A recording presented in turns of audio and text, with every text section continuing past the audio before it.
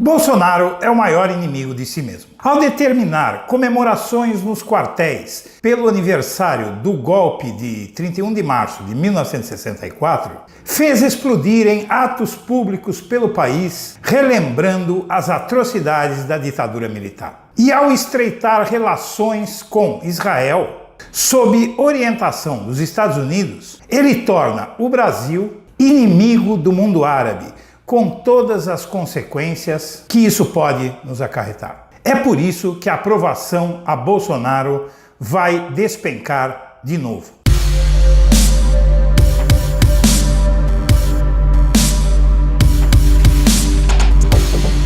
Antes de começar o vídeo, eu quero pedir a você que acompanha o Blog da Cidadania que se inscreva no nosso canal.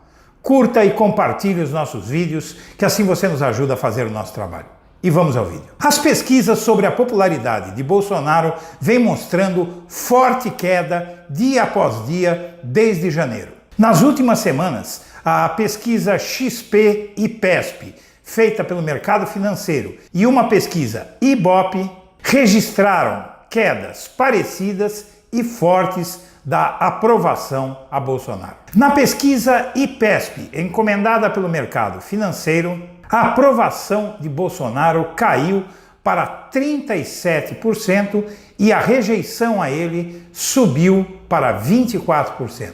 Na pesquisa Ibope, os números são muito parecidos. A aprovação despencou para 34% e a rejeição também está em 24% nesse instituto de pesquisas. A rejeição de Bolsonaro despencou de janeiro para cá, não só por causa das bobagens que ele vomita cotidianamente.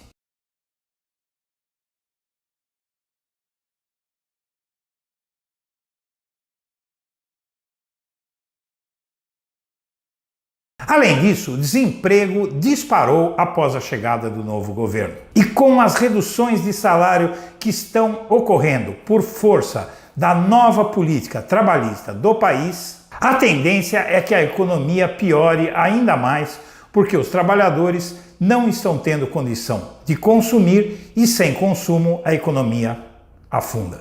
Além de Bolsonaro só se preocupar com miragens como a tal doutrinação marxista e homossexual nas escolas, que só existe na cabeça desse descerebrado, ele ainda agora se entregou à apologia, a defender, a exaltar a ditadura militar brasileira, repudiada por todos os que têm cérebro neste país e fora deste país.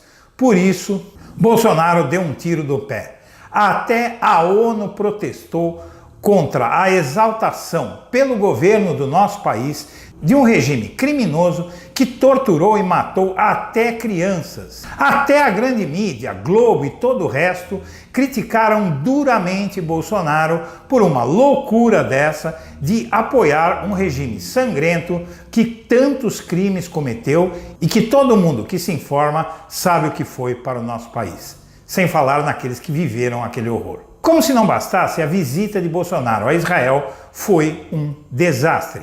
Ele conseguiu desagradar a gregos e troianos. Os israelenses se decepcionaram porque ele prometeu mudar a embaixada do Brasil para Jerusalém e não fez. E os palestinos viram na aproximação de Bolsonaro com Israel uma desfeita e até um compromisso de o Brasil se alinhar aos piores inimigos dos palestinos. Em cada esquina deste país, ouve-se as pessoas comentando com medo de que esse desatino de Bolsonaro coloque o Brasil na rota dos radicais islâmicos que praticam terrorismo, atos de violência contra quem apoia Israel e Estados Unidos pelo mundo afora. Daqui a pouco, muitos estão dizendo, podemos esperar talvez ter carros-bomba explodindo no Brasil? Por conta de tudo isso, não há um só analista político sério que não esteja prevendo que a imagem de Bolsonaro perdeu muito nos últimos dias com esses novos fatos, o que seja o apoio irresponsável a Israel e suas atrocidades no Oriente Médio e a exaltação de um regime criminoso como a ditadura militar entre 1964 e 1985. E tudo isso enquanto o desemprego explode no país, os salários despencam e a crise, que é o que interessa para o povo brasileiro, não está tendo nenhuma solução, enquanto esse suposto presidente da República fica tentando divertir o seu eleitorado idiota com baboseiras ideológicas, enquanto afirma que quem pratica masturbação ideológica são os inimigos dele. Em março haverá uma profusão de novas pesquisas sobre a popularidade de Bolsonaro.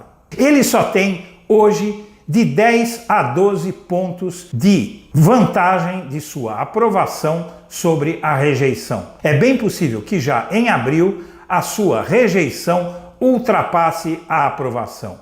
E aí, minha amiga, meu amigo, ele não vai conseguir governar. Se a rejeição superar a aprovação, o legislativo não vai perdoar. E sem legislativo, nenhum presidente governa. Que o diga Dilma Rousseff. Minha amiga, meu amigo, eu agradeço a atenção e um abraço para todo mundo.